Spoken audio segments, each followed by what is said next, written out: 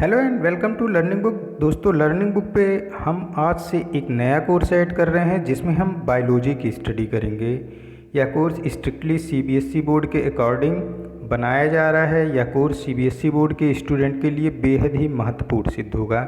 जैसा कि हम सभी को पता है, किसी भी कंपटीशन में जो क्वेश्चन आते हैं वो एनसीईआरटी के अकॉर्डिंग ही आते हैं। तो यह कोर्स 2-in-1 कोर्स है। जो स्टूडेंट अभी एकेडमिक की पढ़ाई कर रहे हैं उनके लिए तो यह कोर्स बेहद ही महत्वपूर्ण है और उनको ध्यान में ही रख के बनाया जा रहा है। साथ ही साथ यह कोर्स आप सभी को आगे आने वाले कंपटीशन को भी ध्यान में रख के बनाया जा रहा है, क्योंकि जो अभी एकेडमिक पढ़ाई कर रहे हैं वो आगे कंपटीशन एग्ज़ाम देंगे ही कोई ना कोई सा, तो ये उनके कम्पिटिटिव एग्ज़ाम को ध्यान में रख के ही बनाया जा रहा है। और यह कोर्स उन स्टूडेंट के लिए भी इम्पॉर्टेंट है जो किसी भी कंपटीशन की तैयारी कर रहे हैं जिसमें जनरल साइंस के क्वेश्चन पूछे जाते हैं। तो आप सभी से लर्निंग बुक को यही उम्मीद है कि आप इस कोर्स को अधिक से अधिक सपोर्ट देंगे, अपना पूरा सपोर्ट देंगे। आप वीडियो को अधिक से अधिक शेयर करेंगे, लर्निंग बुक की फैमिली को और स्ट्रॉन्ग करने में हमारी मदद करेंगे। आइए फिर इस चैप्टर के डिस्कशन की शुरुआत करते हैं। जिस चैप्टर को आज हम डिस्कशन करेंगे उस चैप्टर का नाम है लाइफ प्रोसेसेस। लाइफ प्रोसेसेस में हम लिविंग ऑर्गेनिज्म के अंदर होने वाली उन सभी प्रोसेस को बारी बारी से पढ़ेंगे जो कि लिविंग ऑर्गेनिज्म के सर्वाइवल के लिए बेहद ही ज़रूरी होती है। इसके अंतर्गत हम उन प्रोसेस की स्टडी करते हैं जो कि लिविंग ऑर्गेनिज्म के सर्वाइवल के लिए ज़रूरी होती है। लाइफ प्रोसेस में क्या है कि देखिए, लाइफ अगर हम जो सन के चारों तरफ जितने भी प्लैनेट मूव करते हैं उनके बारे में जानते होंगे तो हमें पता है कि अकेला अर्थ ही एक ऐसा प्लैनेट है जिस पे कि लाइफ पाया जाता है। इसका कारण ये है कि अर्थ का जो एटमॉस्फेयर है वो लाइफ को सपोर्ट करता है, जबकि और भी जो भी प्लैनेट हैं उनका एटमॉस्फेयर लाइफ को सपोर्ट नहीं करता है। इसीलिए अर्थ एक अकेला ऐसा प्लैनेट है जो कि लाइफ को सपोर्ट करता है और यहाँ पे लाइफ पाई जाती है। लाइफ प्रोसेस को जाने उससे पहले हम लिविंग और नॉन लिविंग के बीच के डिफरेंस को जान लेते हैं। देखिए, लिविंग ऑर्गेनिज्म या लिविंग थिंग्स उन्हें कहते हैं जो कि ब्रीथ करते हैं, यानी कि जो श्वसन क्रिया करते हैं। श्वसन क्रिया से क्या होता है कि हमें एनर्जी मिलती है।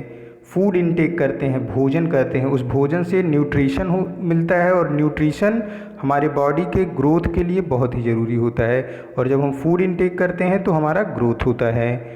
तो ब्रीथ, फूड इनटेक यानी ईट, ग्रो, रिप्रोड्यूस करना मीन्स अपनी जैसे संतान को उत्पन्न करने की क्षमता को रिप्रोडक्शन कहते हैं। रिप्रोडक्शन मूवमेंट, एक स्थान से दूसरे स्थान जाने को लोकोमोशन बोलते हैं, जबकि प्लांट में लोकोमोशन नहीं होता क्योंकि प्लांट एक स्थान से दूसरे स्थान जाते नहीं हैं, वो सिर्फ मूवमेंट होता है। उनकी टहनियाँ बढ़ती हैं तो उसे मूवमेंट टर्म देते हैं। और have a sense, living organism के पास सेंस होता है, मीन्स उनके पास सोचने और समझने की क्षमता होती है। जबकि लिविंग और नॉन लिविंग ऑर्गेनिज्म में क्या होता है, ये ना तो ब्रीथ करते हैं, ये श्वसन क्रिया नहीं करते हैं, ना तो कोई भोजन करते हैं, ना तो कोई फूड इनटेक करते हैं, इनके अंदर मूवमेंट की भी टेंडेंसी नहीं होती है और ये रिप्रोड्यूस भी नहीं कर सकते हैं। Non living organism, non living thing अपने जैसे ऑफ स्प्रिंग को रिप्रोड्यूस नहीं कर सकते हैं और इनके पास सेंस भी नहीं होता, ये सोचने समझने की इनकी क्षमता नहीं होती है। तो जो 2 पॉइंट हैं इन्हीं में लिविंग और नॉन लिविंग के कैरेक्टर को लिख दिया गया है। आगे हम अब देखेंगे लाइफ प्रोसेस। लिविंग ऑर्गेनिज्म के सर्वाइवल के लिए हर कंडीशन में लाइफ को मेंटेन रखना पड़ता है। मतलब कि लिविंग ऑर्गेनिज्म के सोते, जागते, चलते, पढ़ते, हर कंडीशन में लाइफ प्रोसेस चलती रहती है। ये सारी लाइफ प्रोसेस मिलकर लाइफ को मेंटेन करती हैं। ये सारी लाइफ प्रोसेस में जो फंक्शन होते हैं उन्हीं की वजह से लाइफ जो है मेंटेन रहती है। लिविंग ऑर्गेनिज्म की लाइफ इन्हीं लाइफ प्रोसेस के साथ साथ काम करने की वजह से मेंटेन रहती है। ये लाइफ प्रोसेस हैं आपकी न्यूट्रिशन, मीन्स हमने फूड को इनटेक किया और उससे जो फूड के अंदर जो न्यूट्रिटिव पार्ट है उसका यूज़ करके बॉडी का ग्रोथ होता है। रिस्पायरेशन में हम ऑक्सीजन को इंस्पायरेशन करते हैं और CO2 को बाहर निकालते हैं। ऑक्सीजन जब शरीर के अंदर जाता है तो वो बॉडी को एनर्जी प्रोवाइड करता है। सर्कुलेशन के अंतर्गत क्या होता है कि हार्ट, आर्टरीज, वेन आती हैं, जो न्यूट्रिटिव पार्ट हमने फूड से इंटेक किया वो ब्लड के अंदर घुल के हमारे पूरे बॉडी में पास होती है और न्यूट्रिशन एक एक सेल तक पहुंचता है। एक्सक्रीशन, इन सारी प्रोसेस में जो भी हानिकारक तत्व बनते हैं जिनका हमारी बॉडी को कोई यूज़ नहीं होता है, उसको निकालने की प्रक्रिया को एक्सक्रीशन बोलते हैं। ये न्यूट्रिशन, रिस्पायरेशन, सर्कुलेशन, एक्सक्रीशन, ये सारे प्रोसेस जो है लाइफ के लिए एक इसेंशियल प्रोसेस होते हैं। और ये सारे प्रोसेस अगर कोई यूनिसेलुलर ऑर्गेनिज्म है तो उसी एक ही सेल के अंदर ये चारों प्रोसेस पाए जाते हैं, जबकि अगर कोई मल्टी सेलुलर ऑर्गेनिज्म है तो उसके अंदर क्या होता है कि ये सारे प्रोसेस के लिए अलग अलग सिस्टम डेवलप होता है। जैसे न्यूट्रिशन के लिए पूरा डाइजेस्टिव सिस्टम माउथ से लेके एनस तक, रिस्पायरेशन के लिए लंग्स, नॉस्ट्रिल से हमने एयर लिया, लंग्स में गया, लंग्स से एल्वियोलाई में गया, तो रिस्पायरेशन के लिए लंग्स, सर्कुलेशन के लिए हार्ट, आर्टरीज, वेन, एक्सक्रीशन के लिए किडनी। तो देखिए अलग मल्टी सेलुलर ऑर्गेनिज्म में क्या है कि अलग अलग प्रोसेस के लिए अलग अलग सिस्टम डेवलप हो गए, जबकि यूनिसेलुलर ऑर्गेनिज्म जैसे अमीबा में क्या है कि एक ही सेल सारे प्रोसेस को करता है। तो इसके इम्पॉर्टेंट को हम ऐसे ही कर सकते हैं, पता लगा सकते हैं कि वो चाहे यूनिसेलुलर ऑर्गेनिज्म हो चाहे मल्टी सेलुलर ऑर्गेनिज्म हो, अगर वो लिविंग ऑर्गेनिज्म है तो उसके अंदर न्यूट्रिशन, रिस्पायरेशन, सर्कुलेशन, एक्सक्रीशन, ये सारी इसेंशियल प्रोसेस का होना ज़रूरी होता है। न्यूट्रिशन वह प्रोसेस है जिसके अंतर्गत हम फूड को इंटेक करने के बाद उससे न्यूट्रिटिव पार्ट को यूज़ करके बॉडी की ग्रोथ करते हैं। The process of acquiring nutrition for nourishment, मतलब कि नॉरिशमेंट के लिए न्यूट्रिशन का प्राप्त करना भोजन से जो है न्यूट्रिशन कहलाता है। ये मेनली दो प्रकार का होता है, एक ऑटोट्रॉप होता है और एक हेटेरोट्रॉप होता है। ऑटोट्रॉपिक न्यूट्रिशन वो होता है जो अपना भोजन स्वयं खुद बना लेते हैं। ये बेसिकली मेजर अगर तरीके से देखेंगे तो दो टाइप का होता है, एक फोटो ऑटोट्रॉप होता है, एक कीमो ऑटोट्रॉप होता है। फोटो ऑटोट्रॉप में क्या कि सनलाइट की मदद से भोजन का निर्माण करते हैं, जबकि कीमो ऑटोट्रॉप में किसी केमिकल की मदद से, जैसे सल्फर बैक्टीरिया सल्फर की मदद से अपना भोजन बना लेते हैं तो उन्हें कीमो ऑटोट्रॉप बोलते हैं। हेटेरोट्रॉप अपना भोजन स्वयं नहीं बना पाते, वो अपने भोजन के लिए दूसरे ऑर्गेनिज्म पे डिपेंड होते हैं, उन्हें हेटेरोट्रॉपिक बोलते हैं। देखिए ऑटो मीन्स होता है स्वयं और ट्रॉपिक मीन्स होता है भोजन के निर्माण से। तो ऑटोट्रॉपिक मतलब स्वयं का जो भोजन निर्माण कर ले, ट्रॉपिक मीन्स की preparing of food, auto means स्वयं, तो स्वयं का भोजन बनाना ऑटोट्रॉप और दूसरे के द्वारा बनाए गए भोजन को ग्रहण करना हेटेरोट्रॉप। हेटेरोट्रॉप को बेसिकली यहाँ पे तीन बताया गया है, तीन सब टाइप बताए गए हैं। होलोजोइक में हम फूड का इंजेशन करते हैं, मतलब फूड का इंटेक करते हैं, उसका डाइजेशन करते हैं, फिर एब्जॉर्प्शन करते हैं, एसिमिलेशन करते हैं और एक्सक्रीशन का प्रोसेस करते हैं। जो हम लोग हैं मतलब कि ह्यूमन, उसका जो है होलोजोइक टाइप ऑफ न्यूट्रिशन ही होता है। सेप्रोफाइट में क्या होता है कि सड़ी गली चीज़ों से जो भोजन को प्राप्त करते हैं उनको सेप्रोफाइट कहते हैं। पैरासिटिक में क्या होता है, ये दूसरे के ऊपर, किसी दूसरे लिविंग ऑर्गेनिज्म के ऊपर फुल्ली डिपेंड होते हैं, उन्हें पैरासिटिक न्यूट्रिशन कहते हैं, उनके ऊपर वो पैरासाइट बने रहते हैं। Autotrophic nutrition, if organism has ability to make its own food using sunlight and carbon dioxide or chemical, such mode of nutrition is called autotropic nutrition। Autotrophic nutrition में अगर कोई ऑर्गेनिज्म जिसके पास क्षमता है वो सूर्य प्रकाश यानी सन एनर्जी, सनलाइट और carbon dioxide का इस्तेमाल करके खुद का भोजन बना लेता है तो उसे ऑटोट्रॉपिक न्यूट्रिशन कहते हैं। और केमिकल का यूज करके भी कुछ बनाते हैं भोजन, जैसे सल्फर बैक्टीरिया, तो उसे भी ऑटोट्रॉपिक के अंतर्गत ही रखते हैं। लेकिन इन दोनों को जब डिवाइड करते हैं तो जैसे प्लांट, ये सनलाइट का इसने यूज़ किया तो इसे फोटो ऑटोट्रॉप बोल देते हैं, या फोटो ऑटोट्रॉप बोल देते हैं। और केमिकल का यूज करके जो सल्फ़र बैक्टीरिया है उसने केमिकल के यूज करके अपने भोजन को बनाया तो उसे कीमो ऑटोट्रॉप बोल देते हैं। प्लांट जो है सनलाइट का इस्तेमाल करके भोजन को बनाता है, इसे फोटो ऑटोट्रॉप कहते हैं और इस प्रोसेस को फोटोसिंथेसिस कहते हैं। कई बार अभी मैं इसको रिपीट कर चुका हूँ, एक बार फिर से कर देता हूँ क्योंकि पॉइंट आ गया। Few bacteria use chemical, sulphur bacteria sulphur का इस्तेमाल करके अपने भोजन को बनाते हैं, इसलिए इन्हें कीमो ऑटोट्रॉप बोलते हैं। ये दूसरे के ऊपर डिपेंड नहीं है, जो नेचर में है उसी से अपना फूड जो है ये बना रहे, मीन्स कि सल्फ़र को लेके, सल्फ़र एक केमिकल है, इनऑर्गेनिक है, तो इसी से ये अपना फूड बना लिए, तो इसलिए इन्हें कीमो ऑटोट्रॉप बोलते हैं। फोटोसिंथेसिस वो प्रोसेस है जिसके द्वारा प्लांट अपने भोजन को बनाता है। प्लांट इस प्रोसेस में अपने ही लिए सिर्फ भोजन नहीं बनाता बल्कि पूरे एनिमल के लिए भी भोजन प्लांट फोटोसिंथेसिस के ही जरिए बनाता है। सारे एनिमल प्लांट पे डायरेक्टली या इनडायरेक्टली भोजन के लिए डिपेंड होते हैं। आप ये कह सकते हैं कि शेर नहीं डिपेंड है क्योंकि वो तो प्लांट नहीं खाता, लेकिन शेर जिसको खाता है वो प्लांट पे डिपेंड है। शेर अगर हिरन को खा रहा है तो हिरन जो है प्लांट पे डिपेंड है। शेर अगर बकरी को खा रहा है तो बकरी भी प्लांट पे डिपेंड है। तो शेर क्या है, वो इनडायरेक्टली प्लांट पे डिपेंड है, और जो वेजिटेरियन है वो डायरेक्टली प्लांट पे डिपेंड है। मीन्स कि प्लांट अपना तो भोजन बनाता ही बनाता है, साथ ही साथ सारे एनिमल का भोजन भी वो बनाता है।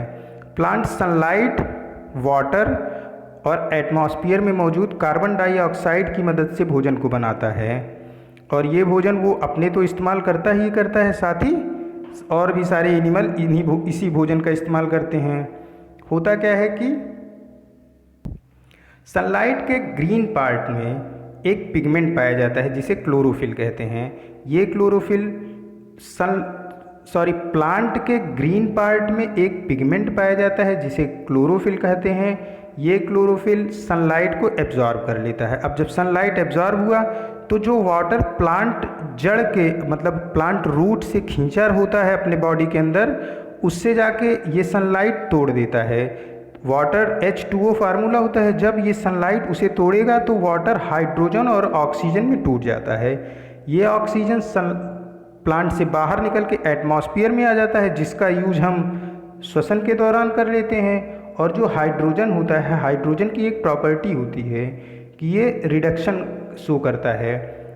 तो जो एटमॉस्फेयर में कार्बन डाइऑक्साइड होते हैं उन्हें प्लांट खींच लेता है स्टोमेटा से। अभी आगे चर्चा होगी कि ये स्टोमेटा क्या होते हैं। तो प्लांट इन कार्बन डाइऑक्साइड को, जो एटमॉस्फेयर में मौजूद कार्बन डाइऑक्साइड है, उन्हें स्टोमेटा के जरिए अपने अंदर खींच लेता है। तो फिर जो सनलाइट से वाटर टूटा और वाटर से जो हाइड्रोजन निकला है वो इस CO2, इस कार्बन डाइऑक्साइड से रिएक्शन करके कार्बोहाइड्रेट का फॉर्मेशन कर देता है, और यही कार्बोहाइड्रेट प्लांट का भोजन है और यही कार्बोहाइड्रेट एनिमल का भोजन हो जाता है। ये कार्बोहाइड्रेट ग्लूकोज होता है। C6H12O6 इसका फार्मूला हो जाता है। यहाँ पे C6H12, H जो है ये कहाँ से आया है, ये पानी वाटर से आया है, और C और O तो कार्बन डाइऑक्साइड का होता ही है। तो इसीलिए कहा जाता है कि जो एटमॉस्फेयर में कार्बन डाइऑक्साइड मौजूद है उसे प्लांट अपने भोजन बनाने के लिए इस्तेमाल कर लेते हैं। जो हाइड्रोजन है वो रिड्यूस कर देता है कार्बन डाइऑक्साइड को कार्बोहाइड्रेट में, और उसी को ग्लूकोज बोलते हैं। और ये ग्लूकोज या कार्बोहाइड्रेट ही एनर्जी का सोर्स होता है। इसी ग्लूकोज और कार्बोहाइड्रेट को प्लांट स्वयं भी अपनी एनर्जी के लिए यूज़ करता है, साथ ही साथ एनिमल भी इसी को यूज़ करते हैं। इसी प्रोसेस में जो ऑक्सीजन रिलीज होती है उसे स्टोमेटा के द्वारा प्लांट बाहर कर देता है एटमॉस्फेयर में, और एनिमल क्या करते हैं, उसी ऑक्सीजन को इनटेक करते हैं और उससे भी एनर्जी मिलती है। ऑक्सीजन लेने से हमें एनर्जी मिलती है और हमारा जीवन चलता है। Stomata facilitate intake of carbon dioxide. Stomata क्या करता है, स्टोमेटा मदद करता है कार्बन डाइऑक्साइड को प्लांट के अंदर जाने में। अब ये स्टोमेटा क्या होता है, अभी हम लास्ट में बिल्कुल स्टोमेटा का आपको फिगर भी दिखा देंगे। अभी समझ लेते हैं कि स्टोमेटा क्या होता है। स्टोमेटा पोर होती है, मतलब कि स्टोमेटा जो है लीफ की हेल्प करती है गैसियस एक्सचेंज में। ये जनरली लीफ के नीचे पाया जाता है, जो हमें अपनी नेकेड आँखों से नहीं दिखता है। सभी स्टोमेटा गार्ड होते हैं, मतलब सभी स्टोमेटा में गार्ड सेल पाए जाते हैं, जो कि ये गार्ड सेल क्या करते हैं, स्टोमेटल ओपनिंग यानी कि स्टोमेटल पोर जो होती है उनकी ओपनिंग और क्लोजिंग को रेगुलेट करते हैं। ये गार्ड सेल जब चाहते हैं तो स्टोमेटल पोर खुल जाता है। खुलने से क्या होगा कि अंदर बनी ऑक्सीजन एटमॉस्फेयर में रिलीज हो जाती है और बाहर की कार्बन डाइऑक्साइड प्लांट के अंदर पहुंच जाती है। जब ये स्टोमेटल पोर बंद हो जाते हैं तो ना अंदर बनी ऑक्सीजन रिलीज हो सकती है, ना अंदर बनी ऑक्सीजन रिलीज हो सकती है, ना तो बाहर की कार्बन डाइऑक्साइड प्लांट के अंदर जा सकती है।